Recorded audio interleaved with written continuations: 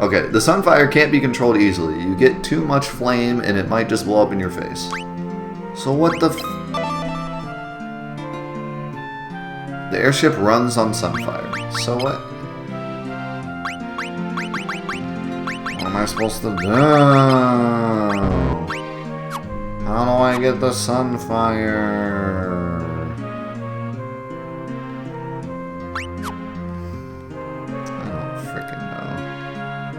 Can I fly back to Bask? I can't open the map in here. Then why have them in there if I can't Why have all these names of cities in a list when I can't even open up the map and see what the heck the cities are? Okay, I need to go to Altair. That's what I need to do. Just take the ship. Take the ship to Paloon. Paloon.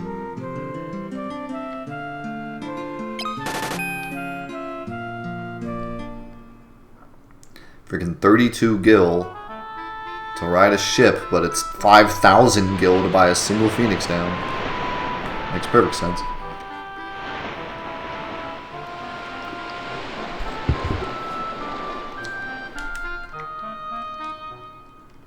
But yeah, okay, so in terms of my opinions, I don't care. I could care less. Whatever. They're all girls, they're all guys, they're all ponies, they're all sexually ambiguous frogs. Whatever. I really don't care. If it's a game and it's fun, I will play it, and that's about it. I could give less rat's asses about politics of video games. I give no crap. Literally, the only thing I care about is that the game is fun and has a good story and all that crap. Like, who cares about the politics of it? I don't believe politics belongs in the video game world. Just play video games and have fun. That's what we're here for. All right, let's see. Somebody just talking about how Destiny sucks. Yep, that sounds good. Sounds good. Aki Vector said, if you were to cosplay a Final Fantasy character, which one would you choose? It's a good question. I don't cosplay at all. I mean, I'd dress up as like a character, you know, for whatever. I don't really like cosplay. I don't like go real into it. Try to get like a super good costume and go to Comic-Con and stuff. Like, that's not me. I've never in my life dressed up like a video game character, but I wouldn't be against it, you know, for Halloween or like for a video or like whatever. Like, I would do it. I don't have like costumes are expensive, you know, unless you make them, and I'm certainly not someone that would be able to make costumes. But yeah, I've never really liked costumes too much. I never really liked dressing up for Halloween. I mean, it was always fun that one day, but I wasn't like looking forward to it. Like, oh boy, I get to dress up. Like, but anyways, if I had to pick one, I'm trying to think of who I already look like, so it'd be easy. I don't know. There's not many black-haired characters in Final Fantasy universe. They're all blonde. You know, it'd be kind of cool. It'd be cool to dress up like Orin. I don't know why. I just always kind of liked his, you know, because it looks like what he's wearing is comfortable. You know, like I could wear that. That looks pretty comfortable. Looks warm. You know, I could dig it. I certainly wouldn't want to wear like Titus outfit where like his pant legs don't even match. Like, I'm not feeling that. I'd be like real uncomfortable.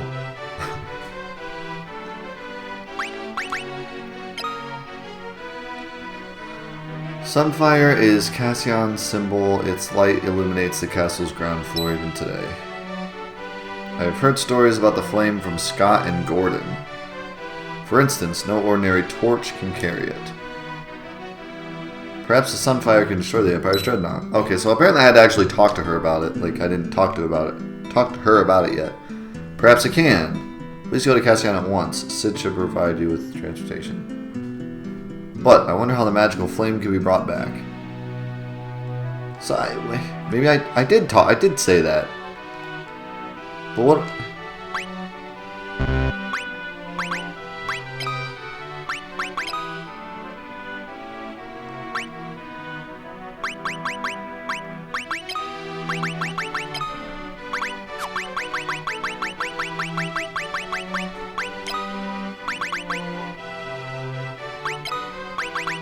I don't get it. Why do I have garlic? Okay, wait. So she said Scott and Gordon? Who's Scott and who's Gordon?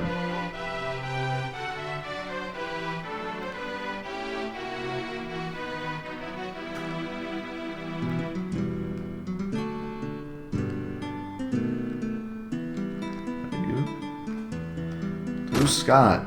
Who's Gordon? Somebody help.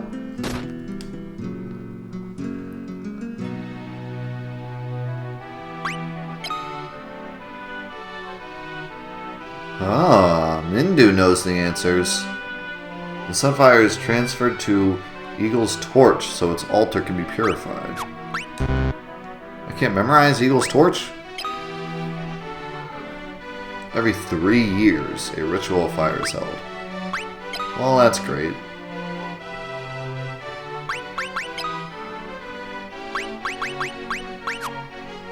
Has it been 3 years?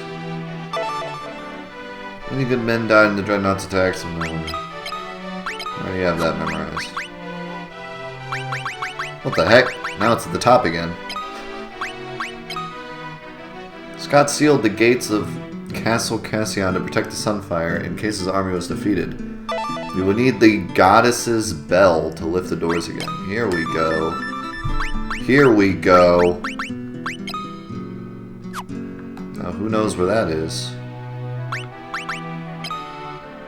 Gordon should know where the bell is, but we do not know where he has disappeared to. Great. Someone who has been close to Scott and Gordon may know where it is. Princess Soda, perhaps. Thank you, Mindu. This game is so weird. This game reminds me of a point-and-click game. We have to like constantly go in between people to be like, what do you think about this? What do you think about that? Yes, Scott and Gordon have mentioned that before. Cassian's doors only respond to the voice of a family member or to the sound of a magical bell. The bell is supposedly hidden deep within a cave in the Snowlands. You do not intend to go there, I hope. Well, it's your freaking fault I need the damn bell. Oh, if Gordon were only here, you wouldn't have to risk your lives like this. I wonder where he is gone. Well, regret is pointless now. I can only pray for your safe return. Joseph knows the snowfields as he does his own garden. He may have some good advice to offer. Now I gotta go talk to Joseph. Oh my... Is this... This is literally point-and-click fantasy of the game. I think that's how I feel. I just have to keep going back and forth with it. Use this with that. Use Sunfire with Dreadnought. Dreadnought with Airship. Airship with Mithril. Mithril with Dreadnought. Joseph with Hilda. Hilda with Mindu. Mindu Joseph. Joseph, Hilda, Mindu, Airship, Sunfire. What?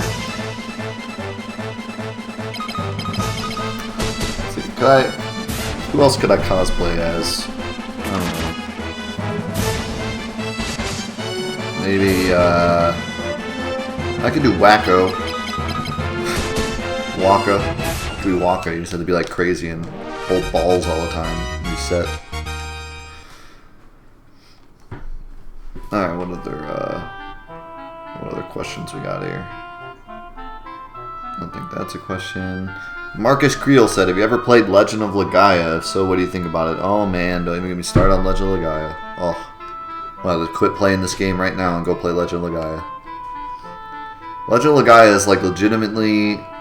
It might be... It's hard to say.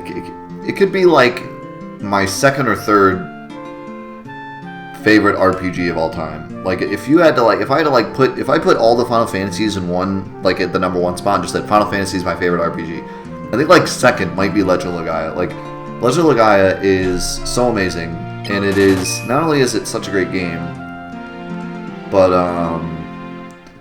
it, is so underrated, and a lot of people don't know about it. And I want to do one day, maybe when I'm done with this Let's Play, or maybe I'll do it on the live stream or something.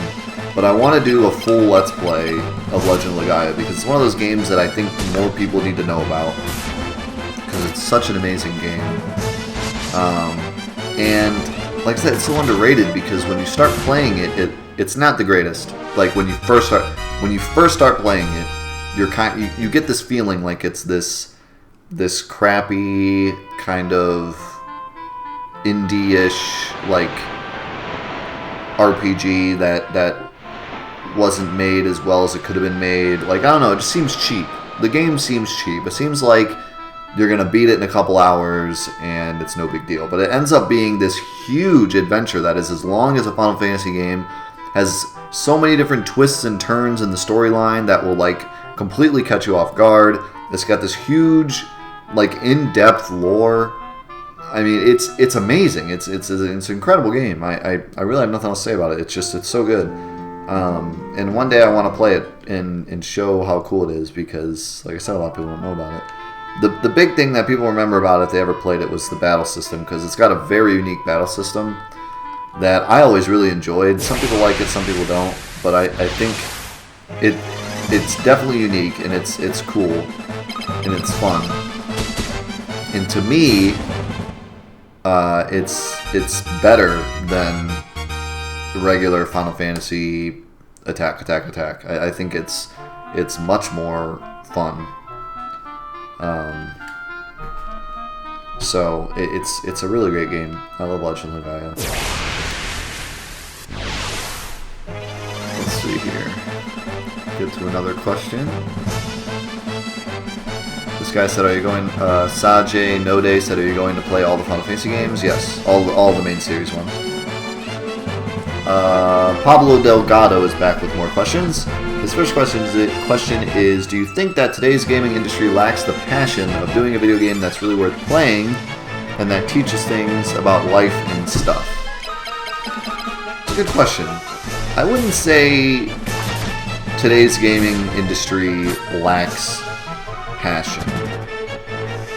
I think there's companies out there that still have the same passion as old video game companies had. In fact, it might even be better than it used to be, because you have to understand, for every, like, back in the day, for every Legend of Zelda and for every Final Fantasy, there was about 10 bajillion other terrible games that were all awful. Like, in today's world, you pick up like a Game Informer magazine, and it's like, oh, this game got a 9, and this game got an 8, and this game got a 9, and this game got a 7, and then there's like 4 or 5 games that did really awful. Just, wow, these games are awful. You should probably not even buy these games. They're pretty terrible. Back in the day, that page would have been the whole book. You know, there were hundreds and hundreds of games that were just awful. Just people literally just cash cowing on the new video game craze, trying to make a quick buck by slapping, you know, some insert movie title here, insert piece of pop culture here, and turning it into a video game to try to make money. And nowadays, that isn't actually as common. It still happens for sure. Just go play Terminator Salvation on PS3. But there's not as much. There's quality control is much better nowadays, and so there's a lot. And I think that video games are taken a lot more seriously nowadays. So when a publisher gets together and they're like, we're going to make this game, they get a really good group of guys that really understand video games and probably been playing video games the majority of their life and really have a passion for the art. Whereas back in the day, it was like, okay, we're going to make this new thing, it's called a video game, and we're going to try to make money off of it. And then everyone's like, okay, I don't know what the heck that is, but I'm on board because it's money. It wasn't like everyone that was working on video games also had this like deep video game culture in their life, you know. And like now, you talk to any video game creator and they're like, yeah, you know what, I used to play Mario, I used to play Atari, all this stuff, and I always loved video games, and then I decided to create my own video game company. Like, there's a lot more passion there. Back in the day, it was this new thing, which honestly, there had to be a lot of passion to start video games. And I'm not saying there wasn't passion back in the day. I mean, look at Legend of Zelda and Final Fantasy. I mean, honestly, there's a lot of passion that went into games like this to make all the sprites and the story and everything else. But I definitely wouldn't say that today's gaming industry lacks passion. It's still there. Sure, there's still people out there trying to make a quick buck. There always will be. But I think that there's a lot of good companies out there, a lot of good gaming companies that really take pride in their games, and just because they don't always turn out the greatest doesn't mean there wasn't passion going into it. Some games just flop. I mean, that's the way it is. Some games, some game companies run out of money, run out of time, etc. You will not make it to the ice cavern without my snowcraft. Dude, what snowcraft? I hid the snowcraft inside the mines. On the first level, a blue rock marks the entry to a secret room on the right. To the right, it's in there. Well, let's go. Oh, Joseph's with us now. Alright. What's Joseph like? Is he super powerful? Oh my god, yep. Also, what is that face? What is that face? What is that? Joseph? Joseph?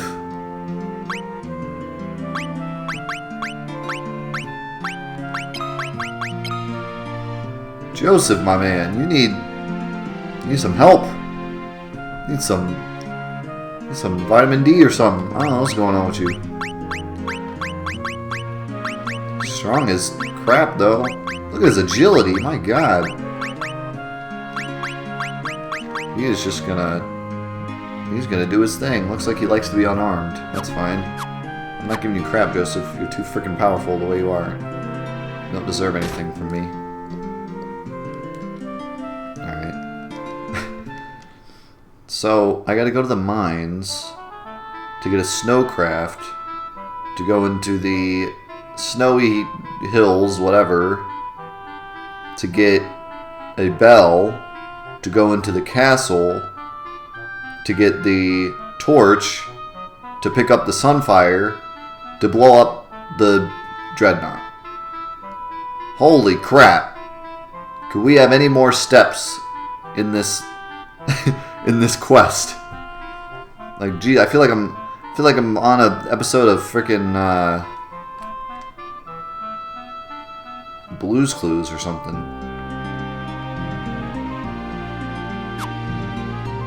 We're talking about Summit Falls, right? That's the mines, right?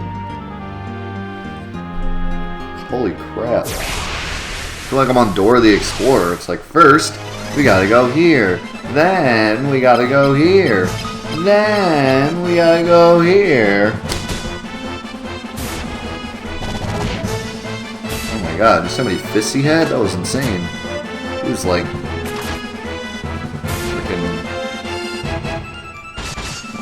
Screw with Joseph. Look at that. Look at him go. What a boss. So anyways, that was my... Okay, that was Pablo's first question. Pablo's second question. What game changed your perspective of seeing things from a standpoint in life? Or what character made... Okay, that doesn't make sense, but... What character made you see things about life in a different way? A quote or some events involving said character. You know, it's hard to say. There's a lot of characters that have been influential in my life. Yuna from Final Fantasy X is my favorite character of all time, and one of the biggest reasons why she's my favorite character of all time is because her story means a lot to me and my life. So I guess that's one thing. But in terms of like a character that maybe, or like a game that maybe just like hit me and I was like, whoa, kind of stood back and thought about things. I think probably the best example I could give is Bioshock Infinite. Bioshock Infinite had like, I think if I had to pick the video games that were the most influential in my entire life, if I had to make a list, off the top of my head, I think Final Fantasy VII would be number one, because Final Fantasy VII is the one that got me into video games. You know, the reason I'm here is because of Final Fantasy VII. Like, I wouldn't be still playing video games to this day if I hadn't picked up Final Fantasy VII. So obviously, that is the most influential video game in my life. But I think second, right after Final Fantasy VII, I think Bioshock Infinite would have to take the cake for number 2. When I finished Bioshock Infinite, I remember seeing the credit screen when the final ending of Bioshock Infinite, and I won't spoil it or anything, but the final ending of Bioshock Infinite, it happened, and the game ended, and then I stared at the screen for legitimately like 20 minutes. I just sat there and I just stared at the screen, even after the credits were over and we were back at the main menu. I was just sitting there and I was just awestruck, and I like literally my entire life flashed me, through my eyes, and I was just thinking about life and where I had come and what I had done and where I was going, and just it really made me think about everything that's ever happened in my life. And I don't think that was really necessarily the point of Bioshock Infinite. It's more of a psychological kind of thing. Is this what it is? Is that what this weird thing is that I was trying to figure out before? Yeah, it's more of a psychological thing. Like, it's more of in its own universe. It's not really supposedly, like, it's supposed to make you think about your own life. But it did. Something about it, it made me think about where I had come from and what I have done and kind of what's important in my life. And I'm not saying that it will have the same effect on you. It just had that effect on me for some reason. Finally, Maria's HP and endurance went up. I can't believe it. She actually took a hit and didn't die. How much did it go up, though? Oh, 6. That's not bad. I'll take it. By the way, you need to do some curing, because...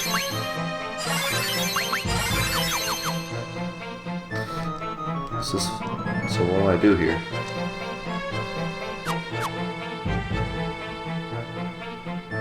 Joseph? Oh, here we go.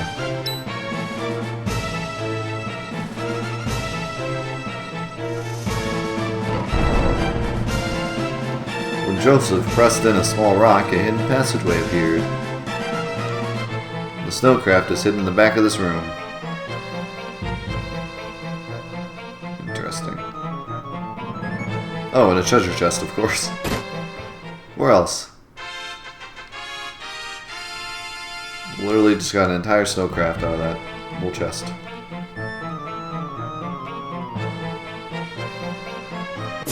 So yeah. So Bioshock had like a big impact on me when I played it. There's also a lot of like smaller games that just, I played them and as I was playing, I tend to really take, like, it's not that I'm taking the video game seriously, it's just that I use video games as kind of an avenue to explore my own thoughts about things. So really, almost every video game I've ever played has had some kind of impact on me, whether or not it just made me think, like, hey, I wonder what if I were to do that in that situation, or, maybe some kind of psychological thing happened, and I thought, what does that mean in my life? Am I doing this correctly, or am I not focusing on the right things, or stuff like that? So, most games. I mean, certainly there's some games where you can't really get too much feeling out of, like, Geometry Wars or something. Like, okay, I'm just a shape shooting other shapes. But a lot of games that I've played have had that kind of thing. But if I were to say, like, maybe number 1 would be Final Fantasy VII, number 2 could probably be, like, Bioshock Infinite. Off the top of my head, I'm not sure there's any other... Oh, another one that really meant a lot to me is the Uncharted series. The whole series. Something about the Uncharted series just made me, like... I don't know. It's hard to explain, but I always had this childish, like, ambition to, like, explore the world. I think every kid does at one point. But I always thought it would be cool, like, to go on an adventure like Nathan Drake does. Not as dangerous, obviously, but, go on an adventure to, like, some mystical land, like, just this place that you've never been before, and find your way through it. And certainly we're not going to find, you know, some hidden treasure, but just explore. You know, that feeling of exploration that we don't really get as a society anymore because we just sit in our houses. But back in the day, even only hundreds of years ago, like not even talking thousands of years ago, but hundreds of years ago, there were people still traveling the world, mapping out areas they had never seen before, and that's such a cool concept. I wish I was alive during that time. Now, other than like the ocean and in space, at least in terms of our own planet, we've seen everything. I mean, we know what's going on. You know, we're not like, wow, what's on the other side of this this ocean? You know, wonder what's over there. Like, no, we already know. There's not much adventure left, but sometimes, like my wife and I used to go on geocaching. Used to go geocaching together, and so what am I supposed to do now? Like, how do I use the snowcraft? I don't actually know. But I'm gonna go to this inn and like save because I need to. In fact, I haven't saved like at all, have I? And I really need to because if I were to just walk in the wrong direction, all of a sudden I'd be dead and I'd have to do everything over again. But yeah, like, so we used to go on geocaching, and if you don't know what geocaching is, basically someone hides something in like in the woods or whatever, and then they give you coordinates, you have to go find it. And sometimes they give you like hints and stuff too, which is cool. But it used to feel like such a cool adventure to like go in this forest that like, you know, go in the woods where like nothing really, you have no idea where you are, and trying to find this treasure. It was fun just for kind of the feeling of adventure that it gave you.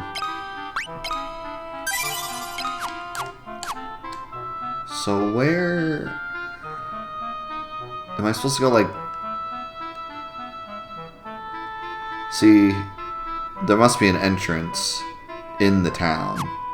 Oh, you know what? I see it. It's right here. That's where it is. So I have to go around. Third question. How was high school life for you? Pretty dreadful, actually. Kind of depends. My freshman year of high school, I usually like to say was the worst year of my life. That's what I usually tell people. I mean, usually people don't ask you what was the worst year of your life, but if that topic comes up for some reason, I usually tell people my freshman year of high school was the worst year of my life. I hated freshman year of high school. I was this kid that didn't really know what he wanted in life. He was, and I know the phrase dating a lot of girls sounds like a good thing, but it wasn't. I was dating around. I was dating a lot of different girls and trying a lot of different things. That makes it sound like I was having sex with all these girls. Like, I wasn't having sex with anyone my freshman year of high school. But, like, I was trying to find myself, right? And that's what a lot of, like, high schoolers do. That's, like, why, what the heck? What kind of snowmobile is this? This is a freaking ship. What the? I guess, like, if it was, like, a bobsled with, like, a sleigh, like a mast, like, I don't know, I guess it could work, but it looks, I don't think it's doing a very good job of showing what it actually just looks like a freaking rowboat. But anyways, I think a lot of high school students try to find themselves during that time of their life, and that's why they do drugs and like bad stuff like that. I never gotten anything like that, but I was trying to figure out who I was and whether or not I felt like it was really worth being alive at that point. I mean, that's where I was. It was not a good place for me. And I was dating all these girls that I didn't even really want to date, but I just felt like I was, you know, you feel important when you're dating someone. So you feel like, and you feel cooler, and you feel like your friends, you know, are looking up to you because you have a girlfriend, and it's a terrible road to be on, and there's no reason to get a girlfriend unless you know, you actually are getting something from the relationship, which half the time I wasn't. So, yeah, it was bad. I hated that year, and I really cared way too much about what people thought of me, and it was dreadful. And then my sophomore year of high school, funnily enough, usually I say, well, my sophomore year and my junior year kind of were the same, like, still trying to figure out who I was, still trying to figure out things. There were ups and downs, for sure. Not everything was bad, but not everything was good either. At least I did good in school, though. I always did, so I just kind of continued doing that, because I figured if I do ever make it out of high school alive, I'll actually be able to go to college and do things with my life, which later I realized how incorrect that statement is, because college, although it's great for some people, isn't as great for other people. That's a conversation for another day, but anyways, so I got through my first 3 years of high school, and then my senior year of high school, I actually like to tell people was the best year of my life, funnily enough. My senior year of high school was the year that I finally said, you know what, screw everyone else, I'm going to be me, and everyone else is going to deal with it. And so when I say everyone else has to deal with it, I wasn't some like jerk that was just like, hey, I'm going to be like me and screw you. But I acted like myself. I would do silly things and not care what other people thought of me, and I would do things to make other people happy, and I wouldn't care if I looked like a fool doing it. And I just enjoyed life that year. I excelled in my classes. I had a lot of... I deleted a lot of friends out of my life and just went with the core friends that I knew really had my back. And I just enjoyed life that year. I really did. I loved everything about that year. And then graduating high school felt like the most amazing thing ever, because it was a struggle through the first 3 years. So graduating high school was my final, like, closing the door and opening up a new door on my life. I could put away all the terrible things that happened my first 3 years and just move on to the rest of my life, which I knew was going to be bigger and better, you know. And then on top of that, I met my now wife. Well, I wouldn't say met. I knew her all through the end of middle school and all through high school. But I started dating my now wife the day, like, I think it was exactly 7 days before graduation. So when I graduated, it was like the opening of a new door. You know, I have this new girl that I am dating because I really like her, not because of any other reason, but because I want to be with her. And I was getting ready to go to college, which later I realized I kind of hated college, but at the time I was excited for college and excited to figure out what it was I wanted to do with my life, which was a cool feeling, because before that I hated trying to figure out what to do with my life, because I felt like I would never figure it out and I was just kind of doomed for failure. But for the first time ever, I felt like, excited to learn what I was good at and put it to good use somewhere, So yeah, my final year of high school was great, and then I went to college, and college kind of blew because I didn't enjoy my major that I had chosen, and by the time I switched, I realized that everything that I wanted to do didn't really include college, so I kind of wasted my money and my time and my efforts. But at the same time, I learned a lot in college about being a man and being responsible, so I can't say that college was a complete loss. But what was great was, what is this, secret? It looks like a secret door or something.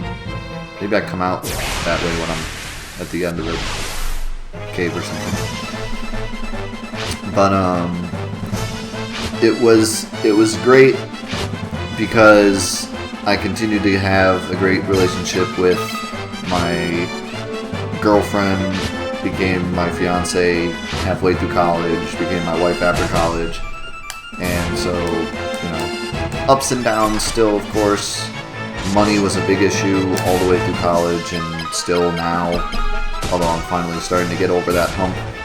But for a long time, money was an issue, and that always sucked. But that's a great thing about high school, is that you really don't have to worry about money too much. You know, you work some side job, and you just feel like you're making all this money, and because you don't have to pay bills because you're at your parents' house. So you just, well, most, you know, not everyone, but I was at my parents' house, so I didn't have to worry about bills. I would work some side job and make like $80, and I was like, whoa, $80 is so much money. Because I wasn't at the point in my life yet where $80 is literally nothing. You know, you get some bill in the mail for $500, and you're like, well, there goes that $80. But yeah, if you're in high school now, you know, just enjoy it. Just enjoy it like I did my senior year, because it, you know, it's 4 years and then it's over, and you're gonna miss, you know, enjoying it when you're in college and you have to study, and there's not really, unless you go to parties and everything, there's not, you don't really have like a tight group of friends in college. A lot of times you just go to your class and go home, so you're gonna miss those fun days of high school, or at least they could have been fun, and you're not taking yourself so seriously. But I took myself too seriously those first 3 years. I thought I needed to be someone and prove myself to everyone, when really, who the heck am I proving myself to? A bunch of people I'm going to see for 4 years and never see again. You know. I'm going to give eye drops to, because he's kind of useless when he has darkness. What's up here? What is with all these empty rooms and all these dungeons? I don't understand. There's something moving in the top left corner, so I wanted to check it. What are those? Some icicle demon? I don't like it. I don't like icicle demons.